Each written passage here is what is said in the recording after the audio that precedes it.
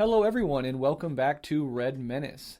Today we are covering On Contradiction by Mao. It's a really fascinating text, one that I don't think enough people read, so really excited to get into this and explore the philosophy. This is more, I think it's fair to say it's more philosophy heavy than some of the other texts, but it's, eminently applicable to organizing, which we'll get into in this episode as well. But before we start, I have a few announcements up top. One is we are doing a collaboration with Bad Mouse, the YouTuber, on this text. So Bad Mouse is making his own video on contradiction, and we are doing this episode on contradiction. We're going to link to one another's shows in each other's show notes and just have, sort of a collaborative effort where you have two resources to really, engage with this text and internalize it from two different perspectives using two different mediums if you listen to us on podcast purely and look at Bad Mouse on YouTube. So looking forward to that. All that will be in the show notes of this episode, so you can go and click that after you watch this episode. And then as always, we're on Twitter at red_menace_pod. We're on Patreon at patreon.com/redmenace. And a way to help us out if you don't have any money, which we totally understand, is just to rate and review us on whatever podcast app you have. It really helps increase our reach. It sort of pumps the algorithm, so our show will pop up as a recommended show for more people with more ratings and reviews. So that's a really great way that you can help us without spending a penny, and we really appreciate it. And if you haven't already, definitely subscribe to our YouTube page. It's a Revolutionary Left Radio. We put all our Red Menace as well as our Revolutionary Left Radio content on that YouTube page. So definitely subscribe if you haven't. And Alyson, would you want to read our $20 tier patrons? Definitely. So yeah, we have a shout out for our patrons who give to us at a really high level, which we super appreciate and helps us make this show work. So we have Seth Walker, we have Dylan Busard, Addington Publishers, who you should absolutely check out. They have some awesome texts that they're putting out on there. Anton Pannekoek and Comrade Garlic Jr., as always. Thank you so much for your support. It really means the world to us and helps us put out this show. So it's really, really appreciated. Absolutely. And we're going to mention this later in the show, but I'm just going to do it up top as well. We are also working with Mark's Madness podcast on the next text, which is going to be on practice. We'll flesh that out at the very end. We'll tell more details. We're still working out some of the details behind the scene, but I wanted to give an upfront shout out to the Mark's Madness pod. Go check them out. They do some of the similar work we do from a different angle. They spend more time on text. They'll put out episodes on chapters of text, one at a time, which is pretty interesting. So, it's a little deeper dive, and if you want to dive into more of these materials, that's another resource that you can go check out. But having said all that and getting all that out of the way, I think it's ready to dive into the text. So Alyson, if you're ready, let's go. Awesome. Okay, so yeah, for our first section, we summarize the text, and I'll go ahead and just start us out. So in this text, Mao is basically seeking to explain the law of contradiction, and in order to help explain sort of the philosophical underpinnings of dialectical materialism in an easy-to-understand way.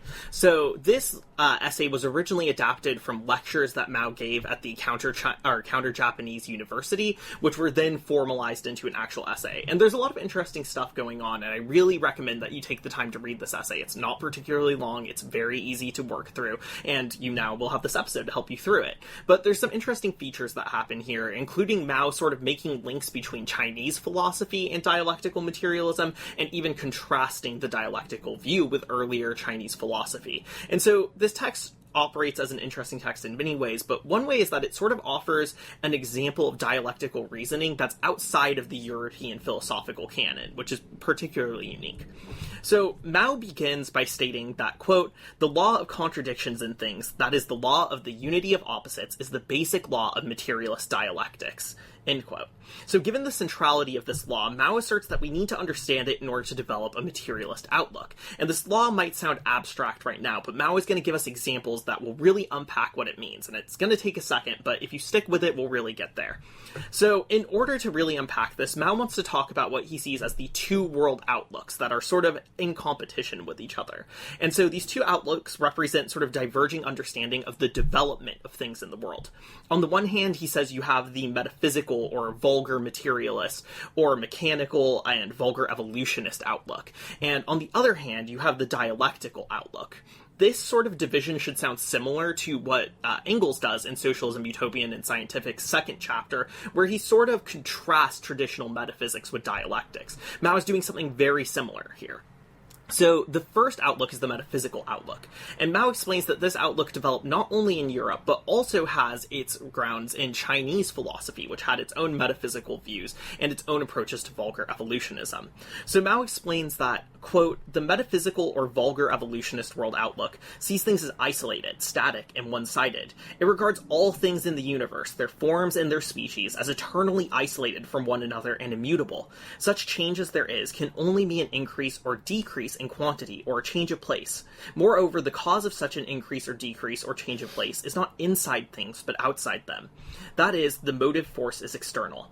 Metaphysicians hold that all the different kinds of things in the universe and all of their characteristics have been the same ever since they first came into being. And again, this should really sound similar to what Engels outlines when he talks about the metaphysical view that understands things as static, unchanging, and in isolation. So this is one of the world outlooks. Mao says that this world outlook really developed in Europe as a crass sort of mechanical imperialism and began to dominate in the 17th and 18th centuries. But he says that likewise in China, this kind of metaphysical thinking was actually present within cultural and religious practices of the time. He looks towards a Chinese idiom, heaven changeth not, likewise the Tao changeth not, as an example of this unchanging focus on isolation and staticness within traditional Chinese philosophy. And Mao also points out that this isn't just sort of an abstract idea. It played an ideological role within China.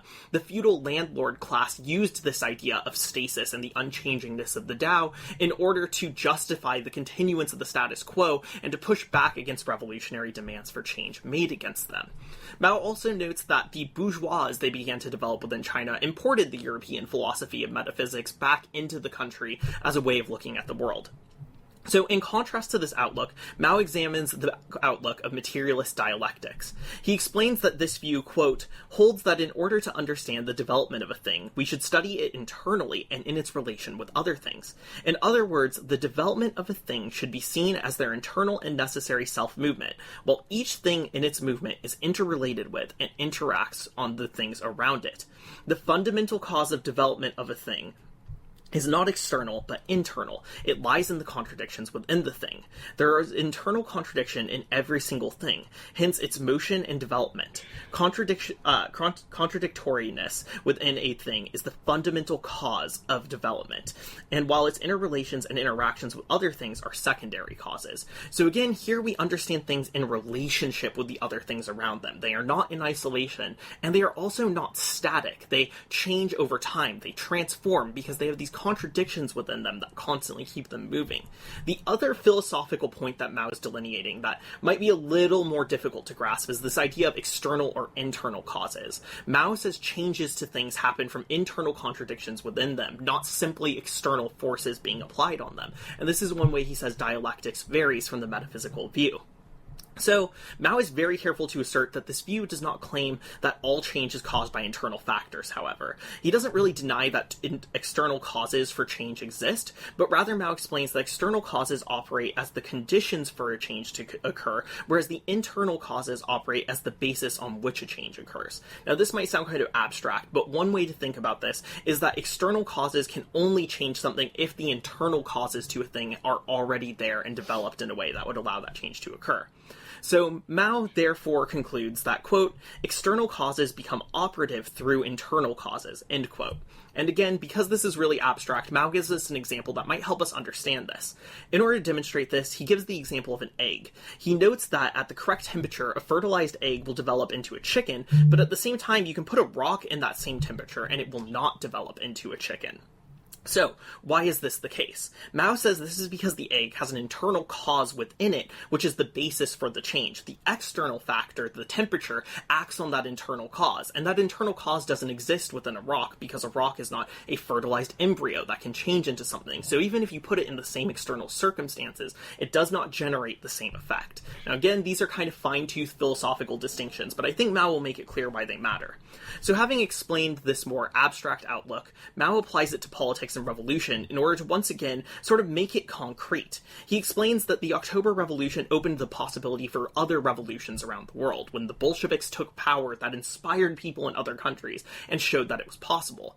And yet the external cause of the Bolshevik revolution is not what caused revolution within China. Mao says that external cause helped create the conditions for it to be possible, but it was the class contradictions internal to Chinese society itself which were the primary condition necessary for that revolution to occur. And so again, when we look to politics, we can see how Mao thinks that the causes of change and development are internal to the things that we're analyzing, even on the scale of looking at Chinese society. Mao also observes the way that contradiction plays out internally within revolutionary parties. So it's not just revolutionary struggles, but when we look at our own organizations, contradictions are acting themselves out there.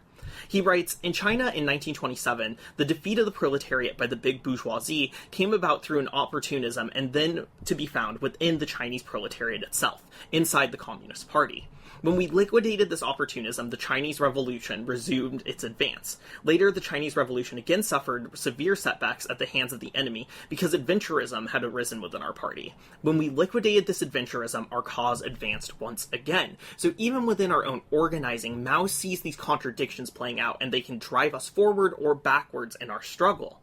Mao also notes that dialectics, as a historical idea, precedes Marxism and was developed in both China and Europe. So again, even Engels notes that you can find the idea of dialectics all the way back to the Greeks. This is not something totally new, but this is a more mature and holistic dialectics, and a less naive one that understands the way that dialectics operates throughout all of existence as a universalizing function.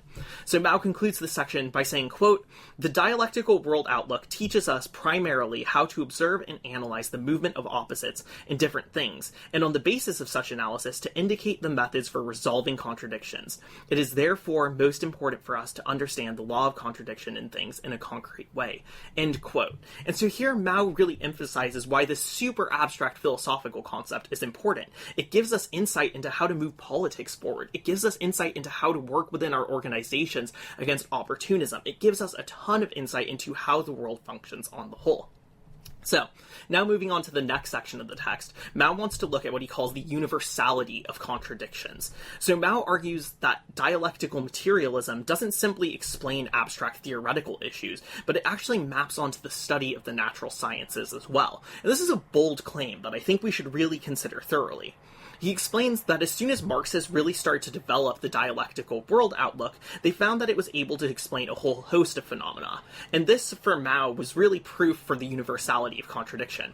Most Marxists understand universality, according to Mao, but they don't necessarily understand particularity, which Breht will talk about in a second. But Mao says universality needs to really be understood first so that we can come to grips with dialectics. So Mao explains that the universality of contradiction has sort of two separate meanings. First, it means that contradictions exist in the process of development of all things, and the other is that in the process of development of each thing, a movement of opposite exists from beginning to end. Again, this sounds abstract, so let's go ahead and try to break down what that means. Let's look at a contradiction, like the contradiction between the proletariat and the capitalists. On the one hand, both of those are self-negating forces. Their interests are at odds with each other, and they can't peacefully coexist. But on the other hand, they both require the other to have meaning. Without the bourgeoisie, the proletariat would not be the proletariat, and without the proletariat, the bourgeoisie would not have a workforce to extract value from. And so the contradiction has this sort of universality in that sense. But the other point that Mao makes is that within contradictions, those things exist at the very beginning of a contradiction occurring, and we'll get into that more specifically in a second. So at first, this claim does seem abstract, but Mao clarifies this a bit in order to make it easier to understand by citing Lenin's analysis of contradiction in various fields of study. He writes, quote, "In mathematics, plus and minus, differential and integral. In mechanics, action and reaction. In physics, positive and negative electricity. In chemistry, the combination and dissolution of atoms. In social science, the class struggle and war, offense and defense, advance and retreat, victory and defeat are all mutually contradictory phenomena. One cannot exist without the other. The two aspects are at once in conflicts and interdependent, and this constitutes the totality of war and pushes the development forward and solves its problems." End quote. So this is the universality of contradiction playing itself out in various different ways. When we look at math, when we look at science, we can see it happening according to Mao and Lenin. So Mao also asserts that contradiction is not simply present in the natural sciences and mathematics, but it also plays out in ideology as well. Again, he argues, quote, "Every difference in men's concepts should be regarded as reflecting an objective contradiction. Objective contradictions are reflected in subjective thinking, and this process constitutes the contradictory movement of concepts, pushes forward the development of thought, and ceaselessly solves the problems in man's thinking," end quote. So again, this isn't just a political reality, but he really says that how we produce knowledge and how we think functions also through the universality of contradiction. So, the universality of contradiction also means that when a new process emerges, it is already constituted on the basis of contradiction. Let's think about capitalism again for an example. When capitalism was birthed into the reality, it immediately had a contradiction between the proletariat and the bourgeoisie. It immediately had a contradiction between socialized labor and individual appropriation. It didn't have to reach maturity for those contradictions to exist. The very birth of capitalism was created with those contradictions. And so we can see that the universality of contradiction extends to the beginning of new political processes as well. All right, so after having demonstrated the universality of contradiction, Mao moves toward a discussion of the particularity of contradiction. Or put another way, after having explained how contradictions operate in general, he is now going to explain how they operate in specific individual instances. Mao says that everything contains within itself its own particular contradiction, and it's precisely this particular contradiction in a thing which constitutes its individual essence and thus distinguishes it from other things. He notes that everything is interdependent and interconnected, nothing can be separated from the whole, but each thing is distinct from every other thing via its particular contradiction. Every form of society, every form of ideology, every form of struggle has its own particular contradictions. Every field of science, too, has its own contradictions, and it's the particular contradictions in different objects of study which differentiate branches of science. In mechanics, there is the contradiction between action and reaction, while in physics, the contradiction consists in positive and negative electricity. If, for example, the contradiction between positive and negative charges didn't exist in physics, we would not have a universe at all, as the interaction between electrons and protons are fundamental to the structure of our cosmos. In the same way, the contradiction between the proletariat and the bourgeoisie is fundamental to the structure of capitalism, as is the contradiction, as Alyson said, between the social nature of production and the individual ownership of the means of that production, as we discussed in depth in our first episode of Red Menace on Engels' famous text, Socialism, Utopian and Scientific. Now, it's essential to remember here that we must understand both the universality of contradiction as well as the particularity of it if we hope to understand either on its own. There is a dialectical relationship between the universal and the particular. As Mao says, unless we understand the universality of contradiction, we have no way of discovering the universal cause or universal basis for the movement or development of individual things. And unless we study the particularity of contradiction, we have no way of determining the particular essence of a thing which differentiates it from other things, no way of discovering the particular cause or particular basis for the movement or development of a thing, and no way of distinguishing one thing from another or of demarcating fields of science." End quote. But this raises the question of sequence, and the question is this: in what order do humans learn about these things? Mao says that the sequence of knowledge starts with knowledge of individual or particular things, and then moves toward knowledge of things in general. Only after humans understand the particular essence of many different individual things can we move to an understanding of things in general. This is broadly known as inductive reasoning, starting from the specific and moving toward the general. However, once this move has been made, humans then move back to the study of particular things, back to the specific from the general, using their now understood knowledge of the general to guide and help structure a more rigorous exploration of various concrete things which have not yet been studied or studied deeply enough. Okay, I know that's a lot. So let's take what I just said and try to understand it with an example. Let's use Darwinian evolution as an example here, since most people are at least somewhat familiar with it. So how did Darwin come up with the theory of evolution via natural selection? Well, in a simplified way, he started with the study of individual animals. Famously, on his travels around the Galapagos Islands as a young man, he studied the beaks of finches, which is a type of small bird. He found that on different islands, the beaks of the finches were different in both form and function. Darwin eventually realized that one species, namely the finch, had spread out to different islands and thus different environments, and that their beaks had been modified based on those different environments. So finches who lived in an area where nectar from flowers were the main food source had long, skinny beaks to reach the deep inside the flowers to extract the nectar, while finches who lived in an area where seeds were the main food source developed short, stout beaks for breaking and crushing the shells. From this study of individual and many particular birds, as well as countless other species, of course, Darwin moved to the general and showed how these individual instances all pointed to a general law known as evolution via natural selection. Then, after the general universal law of evolution was established, biologists went back to particular individual organisms and studied them through the lens of natural selection. This eventually led to the understanding of genetics, which became a scientific field of study all its own, the development of antibiotics, gene editing, and much more. Hence, through this process, knowledge increased, and our understanding of biology was taken to an entirely new level, and the process begins again.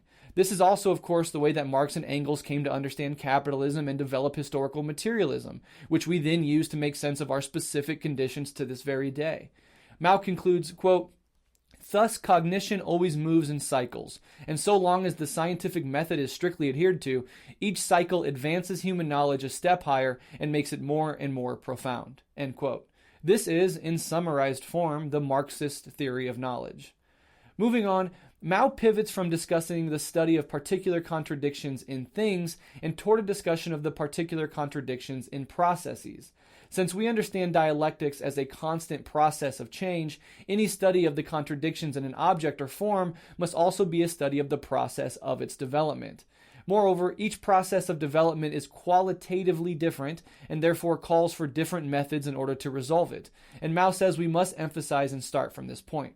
Let's quote Mao at length here because nobody's better at explaining this stuff than Mao himself. Quote, "Qualitatively different contradictions can only be resolved by qualitatively different methods. For instance, the contradiction between the proletariat and the bourgeoisie is resolved by the method of socialist revolution. The contradiction between the great masses of the people and the feudal system is resolved by the method of democratic revolution. The contradiction between the colonies and imperialism is resolved by the method of national liberation war. Contradiction within the Communist Party is resolved by the method of criticism and self-criticism. The contradiction between society and nature is resolved by the method of developing the productive forces. Processes change. Old processes and old contradictions disappear. New processes and new contradictions emerge, and the methods of resolving contradictions differ accordingly. In Russia, there was a fundamental difference between the contradiction resolved by the February Revolution and the contradiction resolved by the October Revolution, as well as between the methods used to resolve them. The principle of using different methods to resolve different contradictions is one which Marxist-Leninists must strictly observe.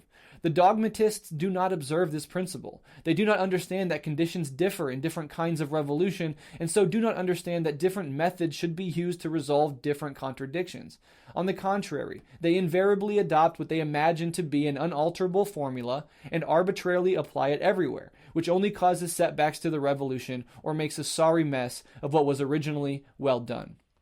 End quote.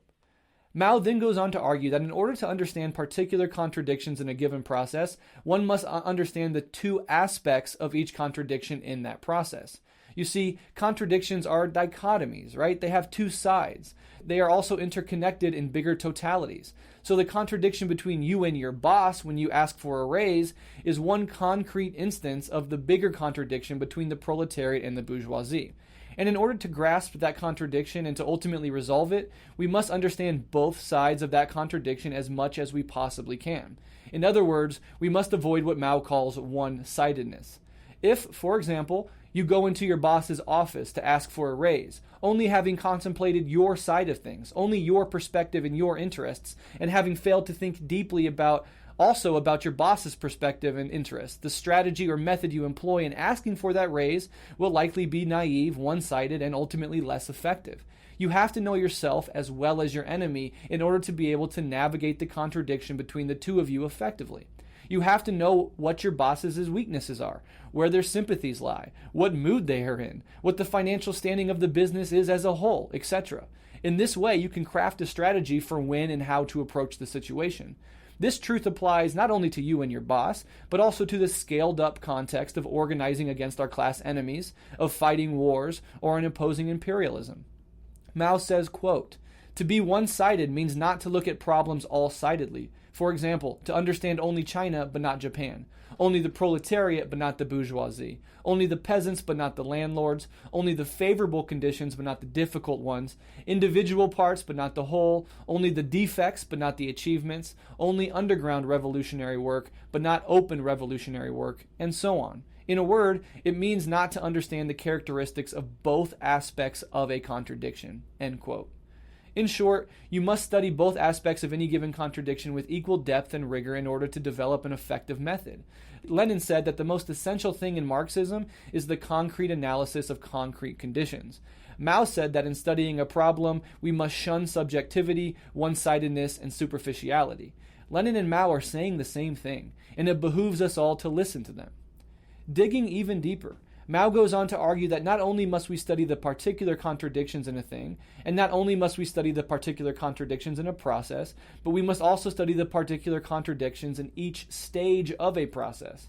This is because, as Mao says, quote, "Although the nature of the fundamental contradiction in the process of development of a thing and the essence of the process remain unchanged, the fundamental contradiction becomes more and more intensified as it passes from one stage to another in the lengthy process. In addition, among the numerous major and minor contradictions which are determined or influenced by the fundamental contradiction, some become intensified, some are temporarily or partially resolved or mitigated, and some new ones emerge. Hence the process is marked by stages. If people do not pay attention to the stages in the process of development of a thing, they cannot deal with its contradictions properly.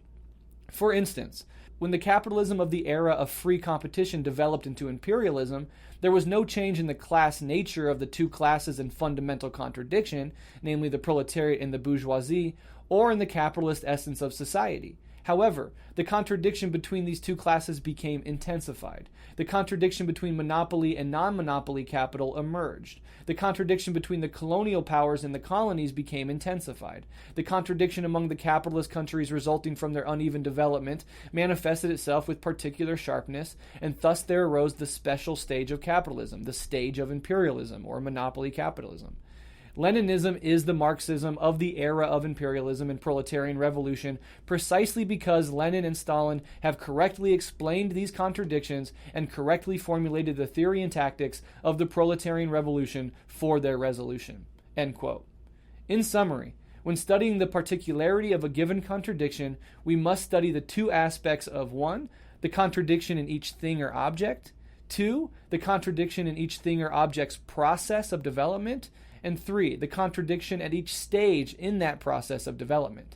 The dogmatist errors that Mao rails against throughout this chapter all stem from abandoning this systematic and methodical study, often out of laziness, idealism, or both. They turn away from dialectics, and in so doing, fall prey to its opposite, dogmatism. Chapter 4 is the Principle Contradiction. So Mao begins chapter 4 by asserting that there are still 2 points to address concerning the particularity of contradiction which need attention. And those are 1, the principal contradiction, and 2, the principal aspect of a contradiction. The principal contradiction is exactly what it sounds like, the primary contradiction.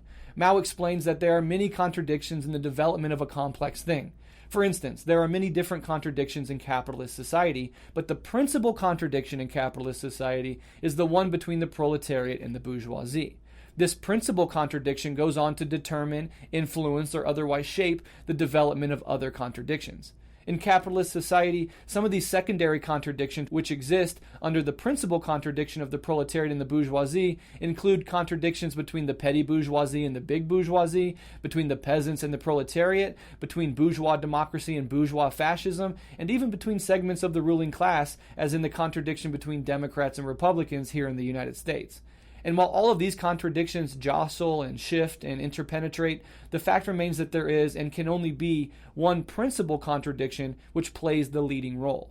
To fail to grasp this principal contradiction means, almost by definition, one will fail to resolve the secondary or subordinate contradictions. Being able to distinguish between the principal and subordinate contradictions is a skill communists must develop and sharpen. Moving on to the second part of this chapter, Mao asks rhetorically, in any given contradiction, whether principal or secondary, should the two contradictory aspects be treated as equal? He answers in the negative. I said above that one should study both aspects of a contradiction with equal depth and rigor, but that does not imply that both aspects of a given contradiction are equal in power or intensity. For even within a single contradiction, the two aspects themselves differ.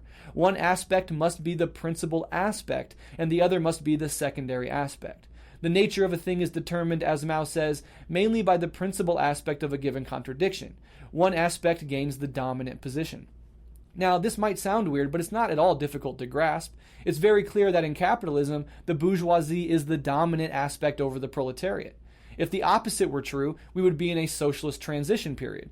To assert that they could be both equally strong in a static state of affairs is anti-dialectical and incoherent, though I'm sure there are plenty of liberal idealists who believe this is true, or at least think that it's possible.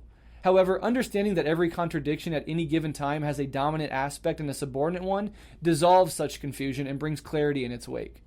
To understand all of this a little bit better, we must understand the contradiction between the new and the old. So going back to Mao, Mao explains, quote, "We often speak of the new superseding the old. The supersession of the old by the new is a general, eternal, and inviolable law of the universe. The transformation of one thing into another through leaps of different forms in accordance with its essence and external conditions. This is the process of the new superseding the old. In each thing there is a contradiction between its new and its old aspects, and this gives rise to a series of struggles with many twists and turns. As a result of these struggles, the new aspect changes from being minor to being major and rises to predominance, while the old aspect changes from being major to minor and gradually dies out. And the moment the new aspect gains dominance over the old thing changes qualitatively into a new thing. It can thus be seen that the nature of a thing is mainly determined by the principal aspect of the contradiction, the aspect which has gained predominance. When the principal aspect which has gained predominance changes, the nature of a thing changes accordingly." He goes on, "In capitalist society, capitalism has changed its position from being a subordinate force in the old feudal era to being the dominant force, and the nature of society has accordingly changed from feudal to capitalist. In the new capitalist era, the feudal forces changed from their former dominant position to a subordinate one, gradually dying out. Such was the case, for example, in Britain and France. With the development of the productive forces, the bourgeoisie changes from being a new class playing a progressive role to being an old class playing a reactionary role, until it is finally overthrown by the proletariat and becomes a class deprived of privately owned means of production and stripped of power, when it, too, gradually dies out. The proletariat, which is much more numerous than the bourgeoisie and grows simultaneously with it but under its rule, is a new force which, initially subordinate to the bourgeoisie, gradually gains strength, becomes an independent class playing the leading role in history, and finally seizes political power and becomes the ruling class. Thereupon the nature of society changes, and the old capitalist society becomes the new socialist society." End quote. So it's the contradiction between the new and the old that ensures things never fall into a static pendulum swing back and forth. For the moment the principal aspect of a principal contradiction gets overwhelmed by its opposite, it undergoes a qualitative change. Finally, to close out these chapters, I want to quote Mao once again to highlight how it's precisely the sort of dialectical thinking which permeates this entire text that prevents and cuts against the sort of mechanical and reductionist thinking that can, and often does, lead many Marxists down the road to dogmatism. I think this quote highlights the flexibility and precision of thought that makes Mao such a wonderful thinker and leader. He says, quote, "When we engage in study, the same holds good for the contradiction in the passage from ignorance to knowledge. At the very beginning of our study of Marxism, our ignorance of or scanty acquaintance with Marxism stands in contradiction to knowledge of Marxism. But by assiduous study, ignorance can be transformed into knowledge, scanty knowledge into substantial knowledge, and blindness in the application of Marxism into mastery of its application. Some people think that this is not true of certain contradictions. For instance, in the contradiction between the productive forces and the relations of production, the productive forces are the principal aspect. In the contradiction between theory and practice, practice is the principal aspect. In the contradiction between the economic base and the superstructure, the economic base is the principal aspect, and there is no change in their respective positions. This is the mechanical materialist conception, not the dialectical materialist conception. True, the productive forces, practice, and the economic base generally play the principal and decisive role. Whoever denies this is not a materialist. But it must also be admitted that in certain conditions, such aspects as the relations of production, theory, and the superstructure in turn manifest themselves in the principal and decisive role. When it is impossible for the productive forces to develop without a change in the relations of production, then the change in the relations of production plays the principal and decisive role. The creation and advocacy of revolutionary theory plays the principal and decisive role in those times of which Lenin said, without revolutionary theory, there can be no revolutionary movement. When a task has to be performed, but there is as yet no guiding line, method, plan, or policy, the principal and decisive thing is to decide on a guiding line, method, plan, or policy. When the superstructure, politics, culture, etc., obstructs the development of the economic base, political and cultural changes become principal and decisive. Are we going against materialism when we say this? No. The reason is that while we recognize that in general, development of history, the material determines the mental, and that social being determines social consciousness, we also, and indeed must, recognize the reaction of mental on material things, of social consciousness on social being, and of the superstructure on the economic base. This does not go against materialism. On the contrary, it avoids mechanical materialism and firmly upholds dialectical materialism. God damn, I love Mao. Alyson? Awesome. So yeah, next Mao moves into the last two chapters of the text, and first he's going to look at the concept of identity and struggle in relation to contradictions. So he explains that the meaning of identity as follows, quote, identity, unity, coincidence, interpenetration, interpermeation, interdependence, or mutual dependence for existence, interconnection, or mutual cooperation. All these terms mean the same thing and refer to the following 2 points. First, the existence of each of the two aspects of a contradiction in the process of the development of a thing presupposes the existence of the other aspect, and both aspects coexist in a single entity. Second, in a given contradiction, each of the two contradictory aspects transforms itself into its opposite. This is the meaning of identity. End quote. So, let's break down exactly what Mao is saying with these sort of two concepts of identity that are at play. So Mao explains that opposites exclude each other by their very nature, but that they also rely on each other in order to have meaning in the first place. Mao says that this relationship defines every process in existence, and that simpler processes often contain a single opposition within them, while more complex ones can contain countless oppositions within them. The individual aspect of contradictions cannot exist on their own. They rely on each other. However, they only exist in relation to their opposites. Mao sums things up really simply by stating, quote, without life there would be no death, and without death there would be no life. Without above there would be no below, and without below there would be no above. Without misfortune there would be no good fortune, and without good fortune there would be no misfortune. Without facility there would be no difficulty, and without difficulty there would be no facility. Without landlords there would be no tenant peasants, and without tenant peasants there would be no landlords. Without the bourgeoisie there would be no proletariat, and without the proletariat there would be no bourgeoisie. Without imperialist oppression of nations there would be no colonies or semi-colonies, and without colonies or semi-colonies there would be no imperialist oppression of nations. End quote. So in this sense, opposites can be said to be identical to each other in as much as they're mutually constitutive of each other and rely on each other, even though they're negating of each other as well. This is a complex idea, but this is only the first meaning of identity. The second understanding and meaning of identity is the more important one in many ways. So another meaning that must be grasped concerns, quote, their transformation into each other. That is to say, in given conditions, each of the contradictory aspects within a thing transforms itself into its opposite, changes its position to that of its opposite. This is the second meaning of identity and contradiction, end quote. So Mao provides the concept of bourgeois revolution in order to demonstrate exactly how the transformation occurs. He explains that in the proletarian revolution, for example, the working class goes from being the ruled to being the ruler, and the capitalist class goes from ruling to being the ruled. Thus, we can see that there is identity derived from transformation of one into the other. He also looks at in the anti-feudal revolutions, the way that the landlord class goes from being a class that possesses land and rents it to others to a class that doesn't have land. So identity in the second sense means the transformation of one aspect of the contradiction into the other aspect of the contradiction. Mao summarized this theory as follows, quote, all contradictory things are interconnected. Not only do they coexist in a single entity in given conditions, but in other given conditions they also transform themselves into each other. This is the full meaning of the identity of opposites. End quote. Marxists are thus concerned with examining and really explaining the constant movement and transformation which occurs in all social processes and phenomena. And this concept of identity is crucial to us because that transformation of one into the other is precisely what we want to achieve by building socialism, to depose the capitalist class and substitute the proletarian class for the ruling class during the transitionary period. Mao carefully explains this a little bit further, however. He's not claiming, of course, that anything at any time can transform into anything else. That's an absurd idea. He poses the question, once again, why is it that an egg can transform into a chicken while a stone cannot? And his answer to this is that contradiction and identity exist in specific and necessary conditions, and that outside those conditions there's no identity at all.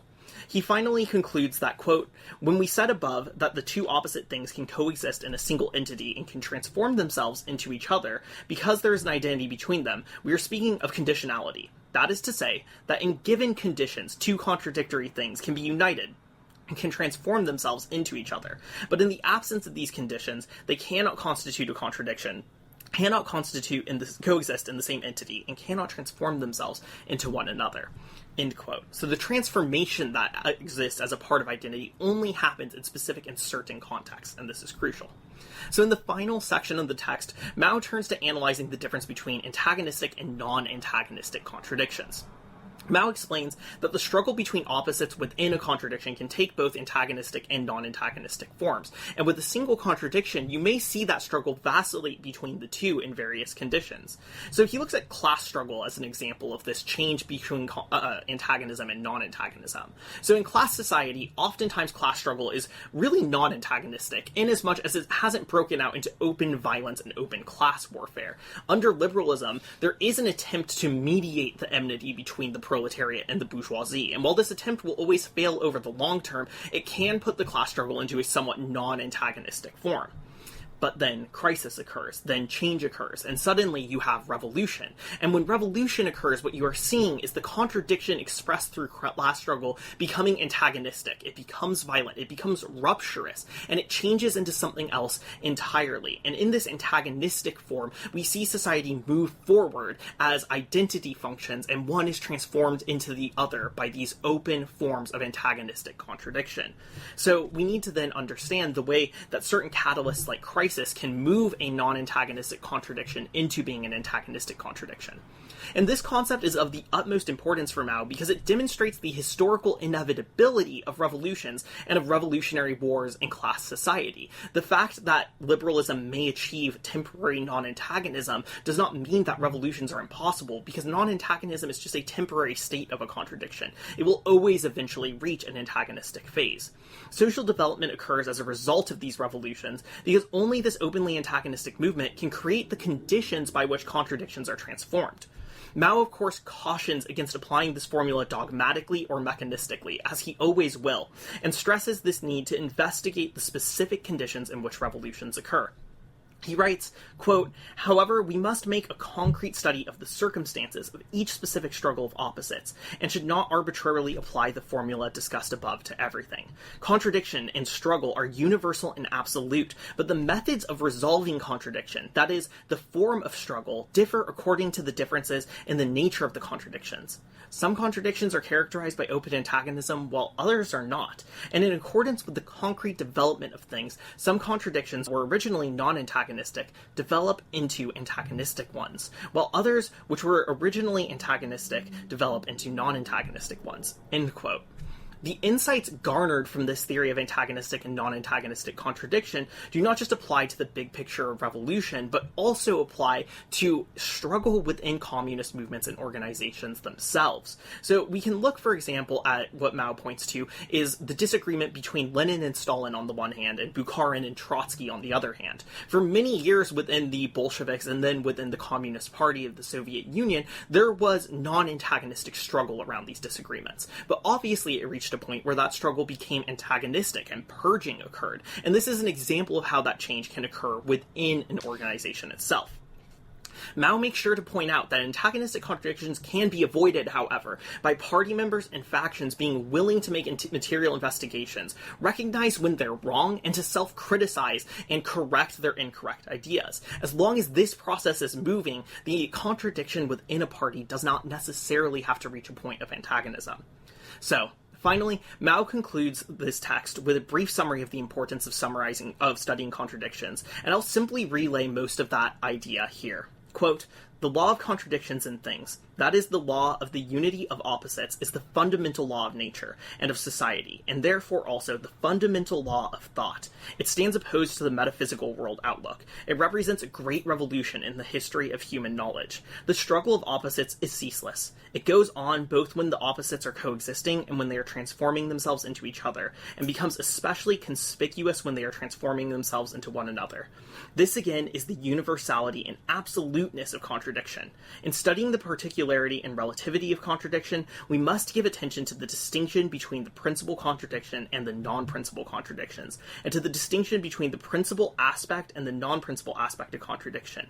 In studying the universality of contradiction and the struggle of opposites in contradiction, we must give attention to the distinction between the different forms of struggle. Otherwise, we shall make mistakes. If, through study, we reach a real understanding of the essentials explained above, we shall be able to demolish dogmatist ideas which are contrary to the basic principles of Marxism-Leninism and detrimental to our revolutionary cause, and our comrades with practical experience will be able to organize their experience into principles and avoid repeating empiricist errors. These are a few simple conclusions from our study of the law of contradictions." End quote. And I think that summarizes really well the crucialness of this text for Marxists.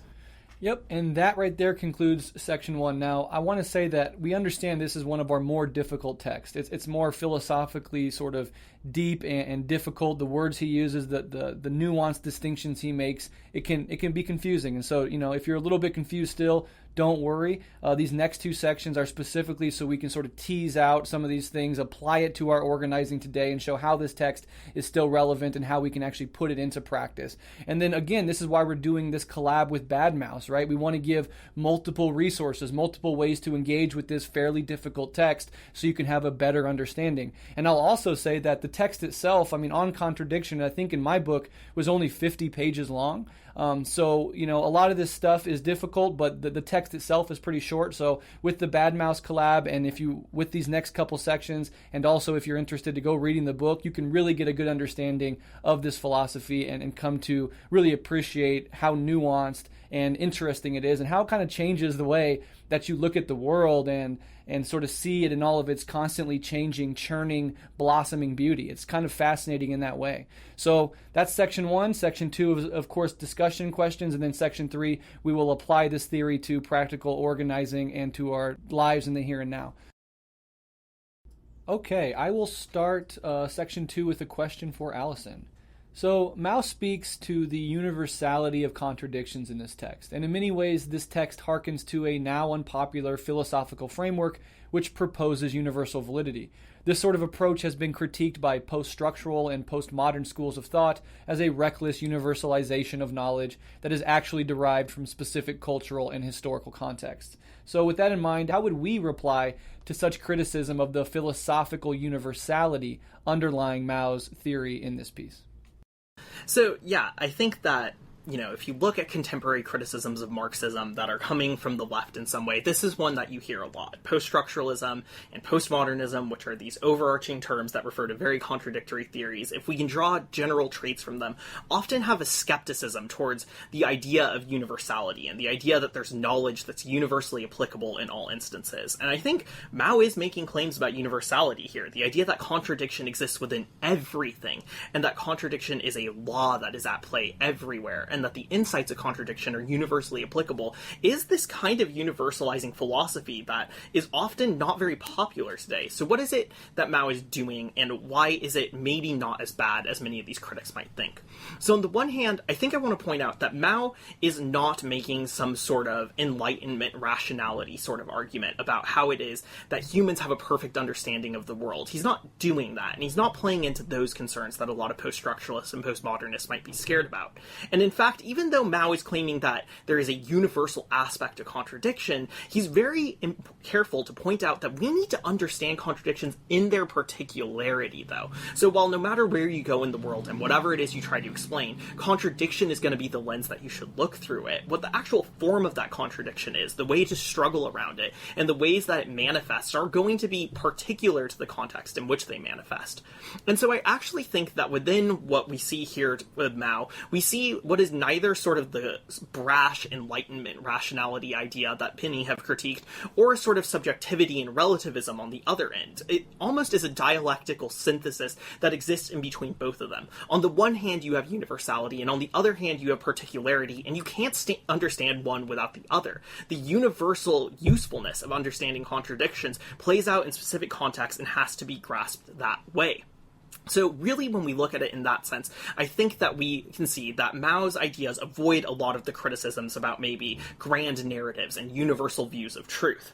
And at the same time, I actually think Mao is useful for criticizing some of the philosophical ideas that postmodernists and post-structuralists are concerned about. Mao doesn't like dogmatism. He doesn't like mechanistic applications of reason and metaphysics. And in that sense, the sort of brash and maybe arrogant epistemologies of Europe that assume that they have grasped the real world in all of its ways and can understand how it plays out everywhere mechanistically is exactly the sort of thinking that Mao is cautioning against. The vulgar evolutionism of European metaphysics is just as bad as other mistakes, and Mao gives us the ability to understand that dogmatic and mechanistic assessments of the world that ignore cultural particularity, that ignore national particularity, and even to an extent ignore the personal particularity of those involved in processes of contradiction are arrogant mistakes that have universalized too far. Where Mao's useful, though, is he doesn't give up on the idea of universality in favor of the idea of particularity. He finds a way to balance both of them dialectically and show how they rely on each other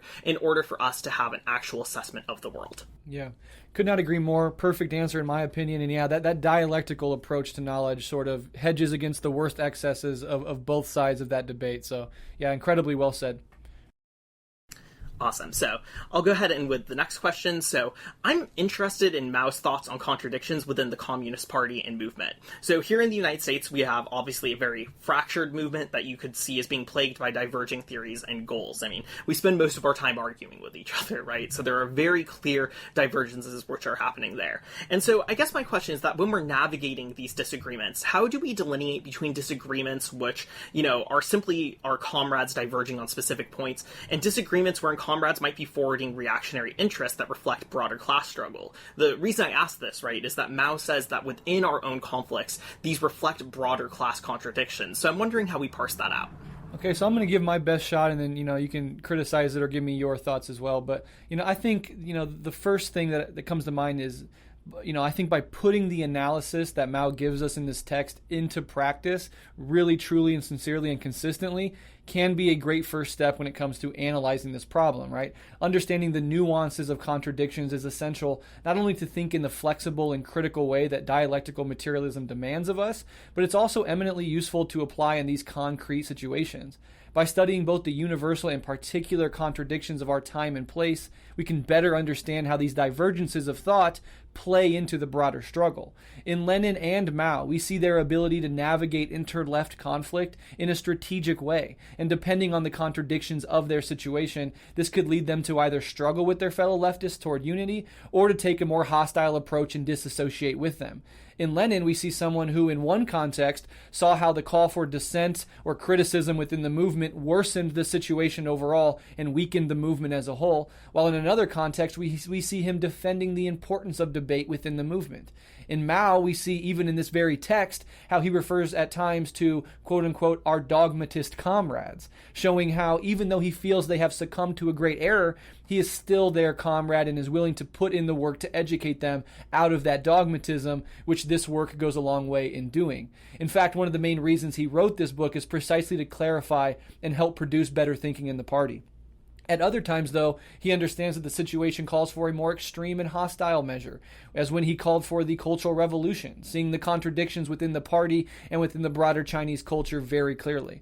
And this sort of strategic and sober analysis of conditions and the consequent posture they take towards these errors, I think speaks volumes and shows us at least a path forward with regards to these issues. While we will never be able to pull out a specific answer on how to handle a specific situation from a given text, what we can and should do is pick up the methodology that these revolutionaries are teaching us and apply it in as principled and consistent a way as we can in order to find the correct route forward in any given circumstance. And then added to that, lastly, I would just also add this idea of subjectivity. Mao is also warning against subjectivist forms of thought, and one way that can manifest is letting your personal disputes and beefs with individual people or personality clashes sort of hide behind ideological disputes. You see this a lot in organizing, where the fundamental contradiction is primarily between two individuals clashing for whatever reason, but the sort of veil it's given is that it is a real debate about principled, strategy or ideology or whatever. And so I think, Mao is, and especially in our hyper-egoic, hyper-individualist American society, Mao is telling us to put aside that egoic, subjectivist way of dealing with other people and take this broader dialectical approach to organizing and our own approaches to these specific problems. So I guess that's my initial reaction and thought to that question, but I'd love to hear yours. Absolutely. I mean, I think that insight on subjectivity is so important, right? Because you can just tell when you're watching disagreements on the left that oftentimes the nitpicking that's happening is about trying retroactively to find an ideological disagreement that maps onto a personal beef between two people, essentially. Exactly. And I feel like you just see this all the time. And yeah, I hadn't even really thought of applying Mao in that particular way to thinking through this question. But I think that that's true. And I think it demonstrates how important it is for us to keep our eyes as organizers and as communists on not just our own personal feelings about things and working from there, but working on a real, actual materialist assessment of the conditions in which our movement is operating in, and then hashing out disagreements from there with actual strategy, tactics, instead of sort of subjective feelings about other organizers. Yeah, exactly. All right, so last question, then we'll move on to the application of theory section. So in chapter 3, Mao is discussing dogmatism, and he says, quote, "The reason the dogmatist and empiricist comrades in China have made mistakes lies precisely in their subjectivist, one-sided, and superficial way of looking at things." So, just to make sure listeners sort of understand the reference to empiricism in this context, can you briefly tell us what empiricism is and what the Marxist critique of it is in the context of this passage and text? Definitely. So in order to understand this, I think I'm going to reference a little bit on practice, which we'll talk about later, because Mao really unpacks this here. But Mao references in many of his works, actually, this classic distinction within philosophy between rationalism and empiricism. And in the most abstract sense, these are sort of competing epistemological theories of how we come to know things. Rationalism, in maybe its most purified, intense forms, you can see, for example, in Descartes. It's this idea that it's deductive thought within the mind that brings us to real knowledge. Descartes, if you read the Meditations, for example, says that we have to doubt all our senses. Those can't give us certainty. We have to start with our own thinking, and that is the beginning of knowledge. In contrast to this, you can have empiricism. And empiricism basically starts by looking at sense impressions, the way that you experience the world, as a starting point for knowledge, and argues that rationality does not give you certainty, but what you experience gives you something closer to certainty, at least. Within this field of study, there are differences. For example, you have empiricists like Hume, who suggest that while empiricism cannot give us certain knowledge, it can only give us inferential knowledge, it's really the only basis on which we can come to understand the world is through our experience. And then you have thinkers like Locke, who are a little more confident about the kind of knowledge we can get from our experience and the certainty that empiricist thought offers us. So that's kind of the divide that's being talked about there. On practice, I think Mao really explains what his problem with empiricism is, which is that it completely ignores the role of rationality and reason on the one hand, and it substitutes a subjective understanding of the world. So Mao wants to insist that empirical experiences and reflection on those experiences are important parts of knowledge, and how we experience the world is crucial. But that's not the end point, and that's not the whole of the story. We have to dialectically understand empirical experiences and reason in relation to each other. When we have the experience, that is the specific thing, and then we use thought and we use reason to abstract that out into generality, and again we can return to specificity with it. So in terms of Mao's thoughts on empiricism is in a sense just not enough. It's one side of the coin, and it's the subjective side that never moves beyond immediate sense impressions. And of course this makes sense, right? The way we experience the world doesn't immediately tell us everything about it. We have to reflect on those experiences. And in On practice especially, Mao is going to insist that we don't just reflect on it abstractly in our minds, we test these ideas in the world. We see how they work in practice. We take the generalizations that we've come to from empirical reasoning and from rational thought, and we see if they work in the world, and from there we can conclude the rightness of a position. So the problem with empiricism is that it's undialectical and it's subjective, and it doesn't grasp all the many complicated moves that are involved in creating knowledge for humans. Yeah, well said. Thank you for that. I just wanted to make sure people understood that criticism, because that word pops up a few times and it's not really fleshed out in this text, at least. But, you know, in that context, as well as in the earlier question about post-structuralism and postmodernism, you see how this dialectical way of thinking really works to cut against any single-minded, thinking on either side of the problem. Dialectics is a method by which you can purge that from your own thinking and never fall prey to one-sidedness, as Mao calls it. And empiricism in this context is an example of that one-sidedness. All right, so that sums up segment 2, and we are ready to move on to part 3, application of theory, my favorite part. So my first point for the application of theory that I want to look at is how this text can give us insight into the sort of divided socialist left in the United States today, as we talked about in our discussion section a little. And I want to elaborate a little bit more on that and apply Mao's concepts of antagonistic and non-antagonistic contradictions to our current movement. So again, the socialist movement in the US is incredibly divided, and I really don't think anyone can argue with that. So if you look at individual organizations, even like the DSA, I have lost track of how many caucuses and factions fighting with each other, disagreeing with each other, and diverging not just on theoretical, but also on practical goals for the organization. The socialist left in the US has many visions of where it wants to go, and they are often contradictory to each other. So we need to understand why that's happening and how that's working. So one thing that I've heard from a lot of leftists in response to this is, well, we all hate capitalism. We all have the same enemy. So why is it that we're so fractured and fighting with each other? Can't we set those things aside and work together to fight against capitalism? And I think Mao gives us some insights into why that is maybe a somewhat naive approach to things and why we need a more nuanced approach.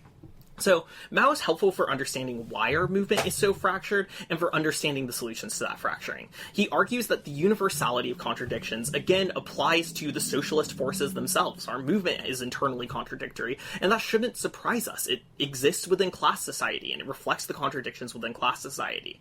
These contradictions, of course, take on various different forms and particularities that we have to assess, but in general, they are often reflective of class interests. As such, we can only understand the divisions within the socialist movement in the broader context of class society. Today, among those who call themselves socialists, there's those who genuinely push the class interests of the proletariat, but unfortunately under that same name, there are those who genuinely push the interests of the capitalist class, and we need to distinguish between them. Those who support collaboration with Democrats, those who support using organization funds to elect bourgeois and unaccountable politicians instead of building class power, those who treat the state as a mediating force that can ease tensions of class society, and those who seek a more humane capitalism as an end goal, all express sort of one side of the contradiction within the socialist movement. On the other hand, those who work among the masses to build solidarity and consciousness, those who reject class collaboration with bourgeois parties like the Democrats, those who seek to build a militant and theoretically equipped base among the masses, and those who ardently reject reformism constitute the other half of that same contradiction. Within those disagreements and within those contradictions, we see diverging class interests playing out. What Mao reveals to us in this is that this contradiction does not have to be an antagonistic contradiction in all instances. If opportunists and chauvinists who call themselves socialists are actually willing to investigate, to self-criticize, and to correct their class collaborationist positions, then the contradiction can be worked out in a non-antagonistic manner. This is obviously the goal that we should be working towards, and it's why inner-left criticism is so important when it's done in good faith, when we are actually critiquing each other and struggling around these divergent interests and struggling around these contradictions. We can create changes in our positions, we can self-criticize, and we can move away from incorrect ideas and keep this contradiction non-antagonistic. That said, we can't pretend that these contradictions don't exist either, and often I'm afraid that the concept of left unity gets used to sort of ignore that. We can't place some amorphous goal of left unity above all else and use it to justify a lack of struggle around these issues. The contradictions within the socialist movement must be a site of ideological struggle. And this doesn't mean baseless sectarianism, which blows up personal disagreement and distaste to the level of violence. And it also doesn't mean transforming the contradiction into an antagonistic contradiction prematurely. The present socialist movement in the United States is small, and by most accounts it's relatively powerless. It'd be premature to say this is an antagonistic contradiction. Struggle against opportunists should be engaged in so that more can be brought in line with the class interests of the masses and not petty bourgeois socialist intellectuals. To declare the contradiction antagonistic would be premature, but also to ignore the contradiction at all would be opportunism. We can't choose not to struggle with each other for the sake of unity. Struggle is the only way that true unity can be achieved in the long term. So what we can take away from this text in terms of a practical application for the left today is the ability to undertake a dialectical assessment of our movement. We can look at socialist organizations in the US. We can look at our position within those organizations through the lens of contradiction and gain more insights. It allows us to understand our organizations and subcultures are not free of contradiction, and it shows us how understanding contradiction can provide more clear insight into the direction our movement is going and how we might correct that direction if it is the wrong one. Yes, I love that. Absolutely. Okay, so my turn. On Contradiction by Mao represents for me not only a seminal work of communist philosophy, but also an essential text for organizers today. Mao is an example of a truly dialectical thinker. And more than that, he was writing this text in the midst of helping lead a world historical revolutionary process, merging theory and practice in a way that, aside from Lenin, very few revolutionaries have done. We can and should study him, not just as communist intellectuals, but as organizers, because woven into the fabric of this entire work is an implicit call to action. Mao is not analyzing contradictions as a purely intellectual exercise like the vast majority of philosophers would. Rather, he is analyzing contradictions because he understands that it is essential for revolutionary strategy. Being able to think in such a robustly dialectical fashion is a core asset to anyone who actually wants to change this rotten world for the better. The systematic and methodical way of thinking that Mao argues for and puts on display in this work is indispensable for any revolutionary movement that seeks to actually be successful. One of the most direct and beautiful manifestations of taking the content of this work seriously is what we know as the mass line. The mass line is an organizing strategy formalized by Mao that is dialectical by definition, and which puts into practice the theory which is explicated in this text. For those who do not know, the mass line is an organizational method developed by Mao and his comrades during the Chinese Revolution. In quick summary, it's a tactical approach that a vanguard party, or even just regular organizers like many of us, take toward the masses, in which communist organizers go, humbly, to the people to consult with them about their material needs, their current experiences, their grievances, etc., then interpret and consolidate them within the framework of Marxism or Marxism-Leninism, and finally produce a policy or a plan based on that direct feedback from the people. Once the policy or plan is put into action, the organizers go back to the people to see how that line of action is playing out and being received. Adjustments are made, and the process begins again. This is a highly effective organizing strategy which, when done correctly, genuinely serves the material needs of our class and of our people. In the United States, the most famous example of this was done by the Black Panther Party, and this is without a doubt a core component of their success and a primary reason for their development into the revolutionary vanguard of that time. It is not only effective in and of itself, but it is also a primary way in which a cadre or organization, or ideally a Marxist party, can stay in intimate contact with the masses. It is in this way that we systematically tie ourselves to the broader proletariat, that we humbly serve them, and by which we go about gaining the support of more and more people.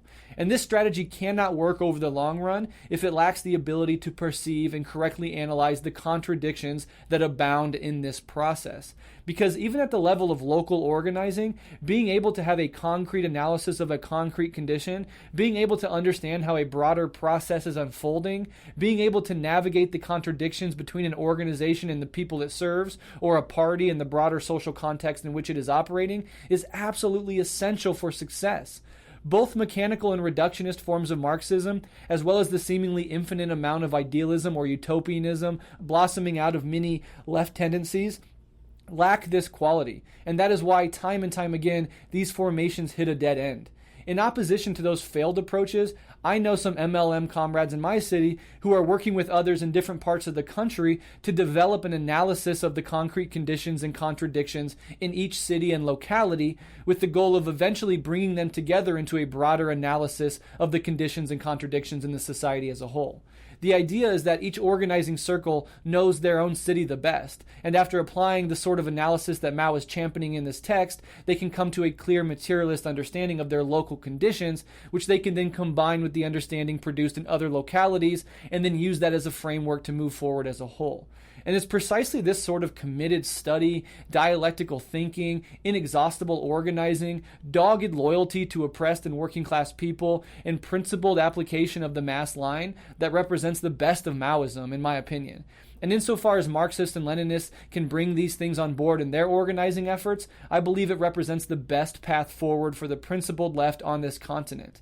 One rooted in study, in humbly serving the people, and in a commitment to the clear-eyed materialist analysis and systematic strategizing that makes principled MLs and MLMs unique on the radical left.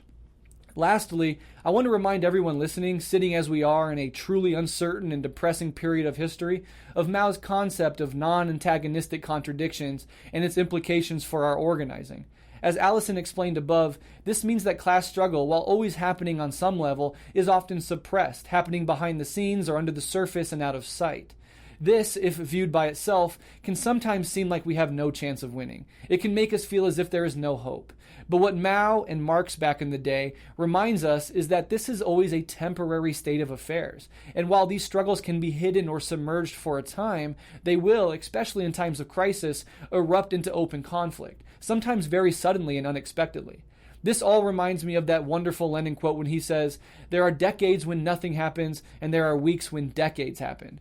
Marx, Mao, and Lenin are getting at the same thing, and the implicit idea is that we must always be prepared. We must organize even in the worst of times. We must agitate and educate and learn and cultivate within ourselves the traits and skills that will be necessary when the struggle explodes once again into plain sight. I know firsthand just how difficult and frustrating organizing can be. I know how deadening endless meeting after meeting can be. And I even know that little sense of doubt that creeps in from time to time that makes one wonder if any of this is worth it. But what we must remember is that we are all constantly laying the foundation for future action. That even in times like our own, when reaction is on the rise and the ruling class has an iron grip on a burning world, we must keep building, brick by brick. In fact, it's especially in these times when we must build. For, as the old cliche puts it, the night is darkest before the dawn. And if we take dialectics seriously, we understand that this state of affairs cannot go on forever, that it will come crashing down one way or another. And it's our responsibility to operate in whatever context or epoch we happen to be born into. When I become discouraged, I often think of how Mao must have felt on the long march. I think of Lenin in exile, unsure if he would ever return home. I think of Che, Fidel, and their 80 comrades bobbing in the ocean waves on the Grandma heading to Cuba to go head-to-head with the Batista regime. I think of the workers in Catalonia hanging up the No Pasaran banner above the entrance to their city. And I think of the nameless heroes of the Paris Commune, bravely building their barricades while the forces of brutal French reaction descend upon them.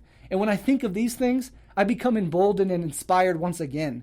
I shake off my fear and my doubt, and I realize that I am playing my humble role in something much larger than myself, and that gives me strength. It should give all of us strength. Alyson? Incredibly well said, honestly. Very, very well said. And following that in maybe a slightly less dramatic approach, I want to look at one more application of this text, specifically the way that we can kind of, on a metatextual level, look at this text as an example of how to write theory, and how to write theory that's oriented towards the masses. Reading this text, I was just honestly blown away by how effectively Mao is able to convey really complex philosophical ideas in a straightforward and concise manner. The stuff being talked about here is really difficult to wrap your mind around. It's based in really abstract reasoning, it draws very fine distinctions, and it's hard to grasp, but Mao does a pretty good job of explaining it. As someone who honestly is hopelessly verbose in both my written and my verbal communication, I'm incredibly jealous of Mao's ability to just take an idea and communicate it as directly as possible, and I think it's something that we need to emulate.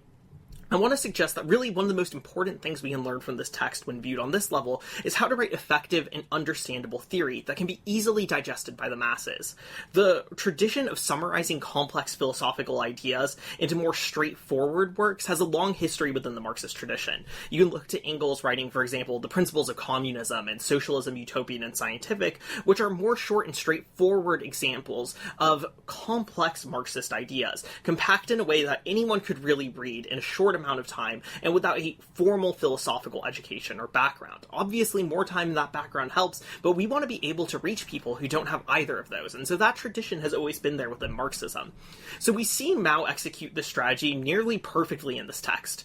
In writing about contradiction, Mao provides both abstract and concrete examples, and examines both small-scale and larger historical-scale examples in order to explain his concepts. We learn about eggs and stones, but we also learn about national revolutions and the relation between classes, all tied into an abstract structure of dialectics. Mao speaks abstractly of laws of contradiction and of abstract notions of universality, particularity, and identity, but at the same time, these abstract concepts are always related to easily understandable examples, and then from there applied to politics and history. When Mao discusses the concept of identity, for example, as we saw previously, he abstractly just explains that there are two meanings to identity, and that identity is central to understanding contradiction. This might not yet tell your average reader very much about why it's important. The statement's highly abstract, and it's only particularly meaningful at first to those who have an understanding of dialectics.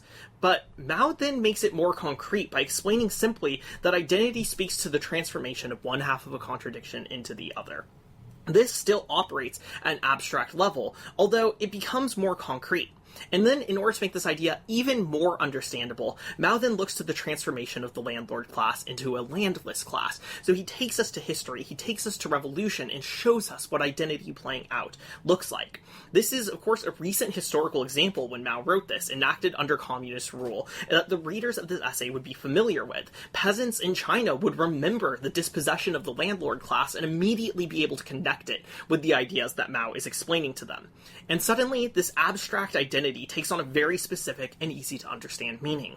Mao looks to examples that the masses will understand from their own lives in order to explain and demonstrate to his readers how the concept of identity functions and how political transformation functions. Mao therefore really does succeed in taking a highly abstract concept and making it understandable and relatable to the working people who make up the base of the communist movement. It's an incredible feat what is accomplished in this essay. The style of writing must be adopted by socialists today, and I say this as a criticism of myself as much as of anyone else. Because Marxism and communism have developed an attachment to the academy, many socialists, myself included, have learned to write in an academic manner which can often obfuscate meanings by defaulting to linguistic flourish and academic style. This needs to be pushed back against when producing theoretical work meant to educate potential revolutionaries. We should look to Mao as a model of the type of writing we should be engaged in.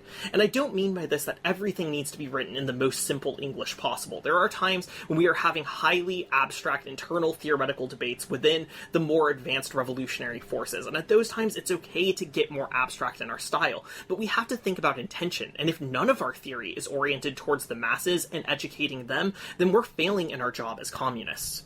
My hope is that Red Menace can help to make these complex ideas more concrete, honestly, and I would hope that our previous episodes have done a good job of doing that. But while reading on contradiction, I was just blown away by how hard it is to even paraphrase Mao, because he says everything so succinctly and straightforward in the first place, and it's really just well explained as it is. And I think that one application we can take is to look at how Mao operates in this text, look how he proves points, and look how he writes, and emulate that in our own theoretical work, so that we can do political education that extends beyond the socialist intelligentsia. Yeah, I could not agree more. Mao has taught me so much precisely because he takes that approach. He's so easy to understand, and I absolutely adore that about him and totally agree that we should replicate that. And, insofar as that's what we're trying to do here on Red Menace, I hope we're somewhat successful at sort of propagating that idea, because it really is essential. All right, so finally, this is the last part of section 3. So throughout this text, Mao refers to dogmatists as the opposite of dialecticians. And I want people to really internalize this truth. Our critics, most of whom clearly do not understand our positions in any meaningful way whatsoever, love to call Marxists dogmatists. I've often said that one of the best parts of being a Marxist is that almost none of our opponents actually understand our position while we almost always understand theirs. And one of the worst parts of being a Marxist is that almost none of our opponents actually understand our position while we almost always understand theirs. But what Mao shows us here is that, contrary to what anti-Marxists of all stripes might naively or cynically think, it's precisely the sort of laziness and unwillingness to study our actual philosophy and theory on the part of so many of our critics that makes them dogmatic.